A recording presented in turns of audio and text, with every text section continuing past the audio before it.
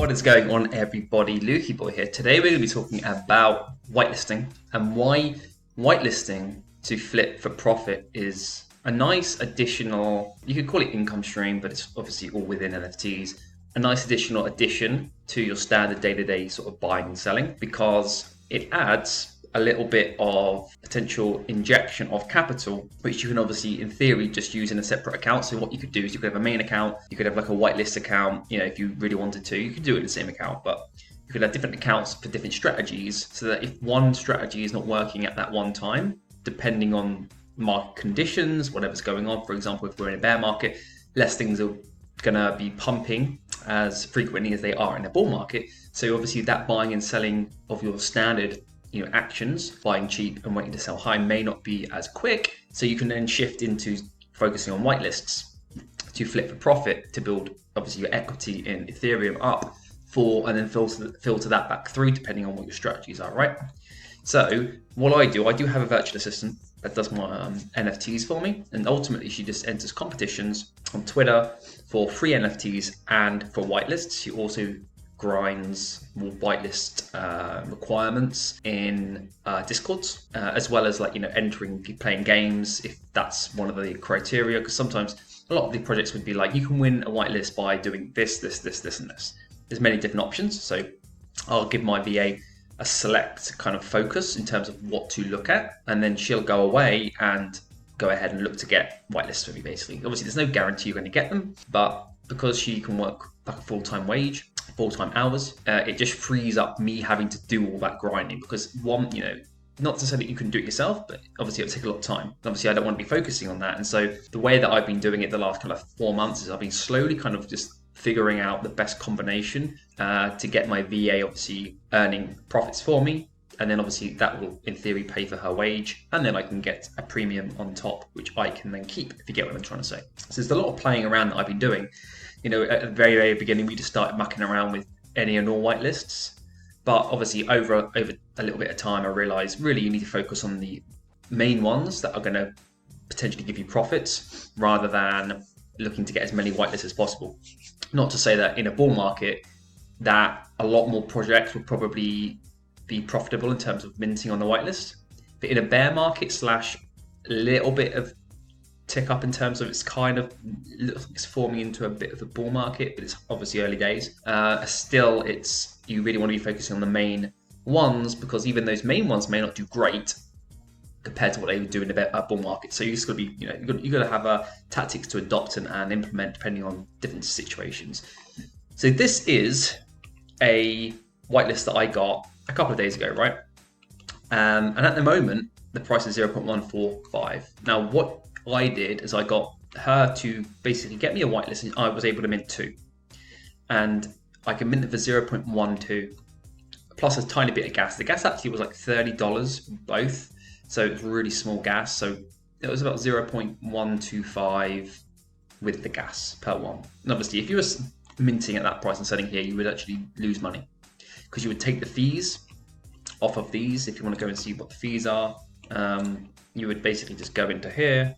You can see it's 6.5% minus a 2.5% fee for OpenSea, so that's 8.5%. You would just go 0.145 minus 8.5%, and you would get back 0.132. Actually, you would still make tinier, 0.12, but you would be making, that's probably, what's 0.01 ETH? $30, maybe a bit less. So in theory, yeah, you can make money, but when it's really thin margins like that, a small shift in price quite quickly can obviously change a lot. So like when things are minting on the whitelist and it's the start of the mint, like for example, the early people like me, the whitelisters, got 4 hours to obviously trade. So you can go back here and you can see there was 3,500-ish traded on the first day. So when things are moving quickly, the price does fluctuate a fair amount. Not always, but in this case it did. So you obviously got to bear that in mind, because $30 is really thin. So if this drops a tiny fraction, you break even. If it drops a bit more, then you're in loss. So it's like you got to weigh up all those risks, yeah? Because obviously you can go ahead and list something from mint pretty quickly. You can mint it in about 30 seconds to a minute, and then you can list it in another minute. So you could potentially sell it within 3 minutes from start to finish, that whole process, minting to selling. on something that's doing a lot of volume. And this did a lot of volume. There was lots of sales coming through. Of course, we're now a couple of days in. Things chill off, yeah. And ultimately, what I did is I sold my very first one quickly because I wanted to try to accumulate as much profits on one, and then I had pressure off. The pressure was off, and then I had to decide: do I hold one for a little bit longer to see what happens? And ultimately, I decided to then sell that maybe 2 hours later, because the actual activity in terms of the sales here was slowing down. So my thought process behind that was, at the very beginning, you can't see it here because I can't actually click into that and show you the activity. At the very beginning, it was just sale. Yeah. Obviously, where does that sale happen? Well, this started off at like 0.8, and slowly, as people mint, and this goes up, this number goes up, people start to undercut each other to try to figure out where people are willing to buy, and at some point, people buy. Yeah, so I think the very first sale was at 0.35, so that gave people an understanding. Okay, someone has paid 0.35. You got a ballpark figure of where that floor price could be, because you're minting for 0.12 or 0.125 with the gas, and so now you've got a little bit, you got some figures to work with, right? But it doesn't mean that's where it's going to sit, because obviously now people can see that it's selling for that, while people might want to take 0.1 profit because they come in too. That's 0.2 profit in like 15 minutes work, which is, I don't know, 600 quid, or no, $600, $500. So of course that's pretty good return on 10 minutes work, 5 minutes work. So a lot of people start to bring the price down, and it kind of fluctuated. And it was even, minute to minute, it was fluctuating in price. So I'll just go and show you what I did here. But I know it's weird. It shows not me selling it here. I don't quite get it. I think someone like bought mine and then instantly sold it, and so it shows in one transaction. But that's under me, even though it shows someone else selling it. I still need to look into that and figure out what exactly went on here, because you can see, actually it shows here me to this guy, but it also shows the transfer is going from somebody else, which is pretty weird. So the sales obviously under me. But anyway, enough of that. I can look into that later. So what you can see here is I minted these two at like 4:09 p.m. That is a weird time because it was actually 7:09 p.m. my time, but I guess this is just set to a different base of time. That's set actually 7:09, so 3 hours later. And I listed it for around here because I just wanted to list. You can always bring the price down for free, right? You can't raise the price, so I'd rather start off, and then within about 2 minutes, I just lowered it to here, and you can see I then sold for 0.239, and then I waited a tiny bit, and I then noticed that actually it was getting a bit weak. So in theory, what you would usually see is people buying, and the more people are buying than people are listing, so the price goes upwards. But I was noticing that within not that long, within less than 2 hours, the volume was dropping off. So the number of buyers was dropping off quite a lot, and it was only going to about 3 to 4 sellers per minute, even sometimes a little bit less. So I was like, oh, that's not a lot, considering people are probably looking to flip. A lot of people are looking to flip. And another thought that I had was, my head's like half cut off. This is ridiculous. Another thought that I had was, I want to be able to sell it quickly, because if I don't, that could be a catalyst for people to keep undercutting, because now they're scared that they can't get their money back. So where the volume dies off, people are like, oh my god, I can see the volume's dying off. I need to at least break even so they can bring their price down a little bit, because they may have already made a little bit of profit on the first one, like I did, and now they can, in theory, break even on that second one if they're a bit scared. So it's just these dynamics at play. You've got to understand what people are going to be doing. And so then what I decided to do is obviously list, because I was like, right, I'm already in profit on the first one. I can make profit on the second one, and let's get out. Because I did notice that the price of this project was, the lows were around here, but it was popping back up, and it was coming back, and it was actually more dragging down the price the longer that I was waiting. So if I sold both at the very beginning, I could probably have made more profit on the second sale. But I didn't know, of course, if the volume keeps going, the second sale could actually be at like 0.3. But I didn't know. I just kept to see what would happen, right? And in this instance, I don't really care about this project too much. It could be a great project in the long term, but my goal with these whitelists is to make more ETH. So that is I'm in a real closed mindset in that direction of strategy. It doesn't mean that on other things I have a very different approach, and so when I go into things I'm acting differently. But in this case, I'm not like, oh, what if I get a rare? Maybe I can sell it for one. That is completely gone, because I need to have multiple strategies at play at potentially any one time, so that I can play the field in all aspects of where you can make profit. Yeah, because I don't really want to be speculating. I want to be ultimately making profits and making ETH. And if you can make one ETH consistently every month, let's say, and you know that that's roughly what you're making, but if you change your strategy and keep one of these maybe for a rare, well, then you may make 0.3 ETH the first month, then 2 ETH the second month, and then 0 the third month, and then 4. You're going to be jumping around everywhere, because that rare one that you're hedging is going to be worth something. Half the time will be worth less than what I set it for. And so the actual kind of average on that strategy line, meaning, let's say there's a wallet and that strategy is literally just a flip. Yeah. And then I had another wallet, and that was to do a little bit more speculating, like with a rare, for example. You're playing a field, but in that account, I just want to be accumulating over time more ETH, and then get another whitelist, do the same, do the same, do the same, do the same, And that is more like a kind of on the back burner, simple whitelist, resell, whitelist, resell. Yeah. And if there's projects I really love, let's say that my VA gets a project that I love, and I've been like, oh my God, thank God, I can't believe you got that. Then of course I won't add that project into that strategy line, because I see it as a different, it fits for me in a different strategy, which could be long-term hold, which could be whatever it ends up being. Could be looking for potential rares, although I try to deviate away from that because of what I've just told you, with the risk attributed to a more of a gambling style. And it's just really something that I like to do on the side, because even if there's a bear market, obviously it's not as easy to buy and sell things, and things aren't pumping as crazy. You are able to still make consistent profits over time, and so it doesn't matter what's going on with the market, you can make money. Okay, that's you want to be consistent more than you want to be gambling for something, because that's just going to give you momentum moving forward. And then if there was a bull market, these projects should actually do even better. So now you're making even more of a premium. Plus you've built up equity in that account, or maybe you've written it down because it's all in one account. You built up equity, and now you can actually enter bigger whitelists that have better potential. So it could be a 0.5 ETH mint, but you can, before you've even minted it, come onto this project like this and go, oh look, it's selling for 0.23. So you can already see it selling for more than you can mint it for right this second, and then you make a decision. Okay, let's go and mint. But obviously, if you built up your equity, you could go and mint something at 0.5. It then lists. It could be something like this.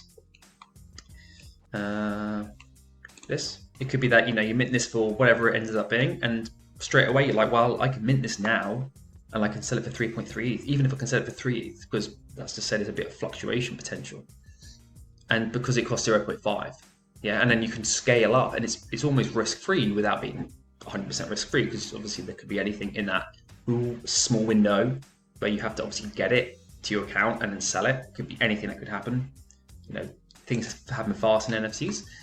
But ultimately, you can build up that equity and enter and play with more projects like this. Yeah, and that's just going to compound over time. And then in theory, you could obviously siphon money off of one account into another, because you can go, okay, I've got 10 ETH in there now, I'll move 5 and I can leave 5, because that's plenty. And then you can carry on that strategy.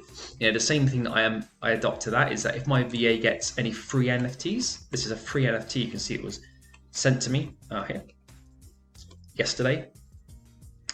And I sold it literally for $68. Really not a lot of money. Actually, obviously I got less because I got some fees, but I got that. But again, it's free money. My VAs want to have free NFT, and all I did is I'll just come on here and go, is it selling? What's going on with it? And I'll be like, yep, it's selling, bit of volume, all good. I don't really care about the project, because if I cared about the project, I would already know about the project. Okay, so in some instances, my VA could win a really good NFT, and I'd be like, right, this is a keeper, because I know the project inside out already. I've already researched it, but for this, I have no idea what it is. So I'm like, okay, I don't care ultimately, and so I'm selling it. So I'll then go ahead and obviously sell it for profits, you know. And let's go back into activity a sec. Was there another one I did? Yeah, I think I got, this beans. I got this airdrop to me because I own a different beanie, a bean, whatever they're called, dumb ways to die things. I got this airdrop and I sold mine for 0.058 unrevealed. Why? Well, ultimately, I don't really care what pet I get because it doesn't really matter too much, but I sell it. I've locked in the gains, and now I can go back and actually look for half the price, pretty much half the price, to buy something else. So I can actually choose now what I want to buy, rather than have the unknown random variable of it could be a rare, but probably not. Most probably not. Yeah. So I can go, okay, this is cool. I can pay like half the price. Well, I want whatever this is, a cow or a dog. That's going to be a dog, I think, even though it looks like a teddy bear, but who knows? And I can go ahead here. So I've now locked in the profits early, so which is always good because you prefer to have the cash flow coming in ASAP rather than delaying cash flow, and which also gives you options for like other things potentially if opportunities come up. And I can go ahead in most cases things on reveal or pull down in value. And obviously I won't buy just yet because I want to see what's going on. But you can see here, this is going to go, I don't know what the average price is, probably because, I see, that's because obviously the rare ones got bought up on that point. But now this is probably going to slowly just tick, as the volume drips down, the prices will slowly carry on dripping down, and I might be able to pick these up for 0.01 at some point in the future. And I sold one for 0.0559, and the one I had was not even close to a rare, it was just crap. Yeah, and so anything like that I'm also then selling because I don't want to play that gambling side of things right now, because my goal is to build up equity. What's more important to me? Building up equity in terms of Ethereum. If I've got 50 Ethereum sitting in my account and I don't need the money, and I've got loads of NFTs that are worth, I don't know, millions, then of course you can be gambling more because it's not like you really even need that extra. Like that small difference isn't going to make a difference. But in terms of more earlier people in the space, people that haven't got a considerable amount of ETH behind them, obviously they want to build confidence. They want to make some money as little as possible in the space, early on, because I see it as that you can easily lose money in the space. So it's best to, even if it's slowly, just grind those profits, compound them over time.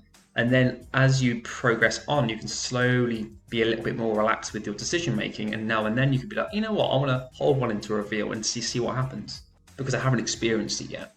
But ultimately, you want to start at the beginning and make sure you're gaining those profits. So again, my VA is just going through, getting me whitelist. I have another whitelist at the end of this month for Dogamy version 2 or V2, whatever it's called. That's going to be decent. Really, really, looking forward to that one. I believe she may have a couple of others, but it's very hard to actually know if whitelists are going to do well, because until you actually see on the secondary, you never know. It doesn't matter if projects have 300,000 Twitter followers or 300,000 Discord followers. It doesn't really make a difference, too much. Obviously, the bigger number, the better. But this has got, a lot of people following it that are kind of big in the space. John Terry, not to say he's big in the space, but, like people that I follow are following, and it's pretty much just at its mint price. So it's not even, it's hyped, but it never really even came out the blocks that much. Enough for me to make some profit at the beginning. That's why I'm always looking at the very, very beginning from the second the mint happens, because I want to be able to take advantage of it. I don't want to leave it and then come back and go, oh no, I missed that opportunity, because I've done that in the past. I've left it 10-15 minutes and I've missed the mint, and I could have made one ETH profit. And I'm like, oh god. So now I'm like very, very much dedicated to the cause now. So I'm going to leave the video there. Hopefully that just gives you some overview of whitelisting and that kind of thing. And obviously you can get as many whitelists as possible and don't have to mint them. You just wait and you look at the secondary sales and you do the calculations quick and go, okay, well, this is sitting at 3.3. I've got a minus the 0.5 to buy it, and then I've got a minus 5% fees, and that gives me like 2.66 ETH profit. Let's say that even if by the time I mint this goes down to 3 ETH, so I can minus 0.3, well, I'm still going to make 2.36. So that's like the quick calculations that I'll do before I mint. I'll then mint, I'll quickly go back on, I'll refresh to make sure that the price is, what I suspect. Go and list. I think I had to pay $8 to actually list on that collection to sell it, because every time you list on a new collection for sale, you got to pay like a small gas fee. So it was like $8 or something. Paid that because obviously that's tiny, and I'm making more profit. And then overall, from those two transactions that you can't see now, I think I made about 0.13 profit. So if we go to ETH to USD, and obviously ETH just crashed like the other day, so yesterday, not crashed, but like, came down, which is fine, but like 0.13, it's like $356 for, 10-minute, 15 minutes work at the very beginning, and then listing one, it's sold, and then waiting 2 hours and relisting another, and that's it. Plus I made another like $50 from that free NFT that I got as well, that I sold. So, around 400 in the last 2 days, which is 3 days, wherever it was. Not that it's a lot, really, in the NFT space. This is quite a small amount, but building momentum, getting, money where money wasn't, keeping it simple, not complicating it and going, oh, let's hold these into a reel, because lots of people on Discord are saying it's going to be 2 ETH. Ignore all that crap. People saying when they say don't list below 1 ETH, just ignore all that crap that people talk about, because it is just a load of bollocks, basically. It is literally 95% of projects will have people saying, or 100% will say, don't list under 1 ETH. Well, okay, mate, that's helpful, but the floor is 0.15, and they're like, why are you doing it? Because there's so many projects. Of course, not all of them can be 1 ETH. That's not sustainable in this ecosystem. That's more likely to lead to a huge NFT crash. It's the last thing I want in the space, that every project ends up pumping it crazy off the bat, literally every single one, because it's just going to cause like the biggest ridiculous crash I've ever. I can't even imagine the crashes. It would just be like Bored Apes going to 5 Ethereum. That's literally what I could imagine, going from 150 to 5, and Ethereum crashing in price, so it's literally worth $1,000. That is not what you want. You don't want that. You almost want this. As annoying as it sometimes can be that you don't make money on it, because otherwise, if you have too much strength and weakness, it can cause massive issues in the space. So I'm going to leave the video there, everyone. Hope you enjoyed it, and I'll see you all in the next one. Bye.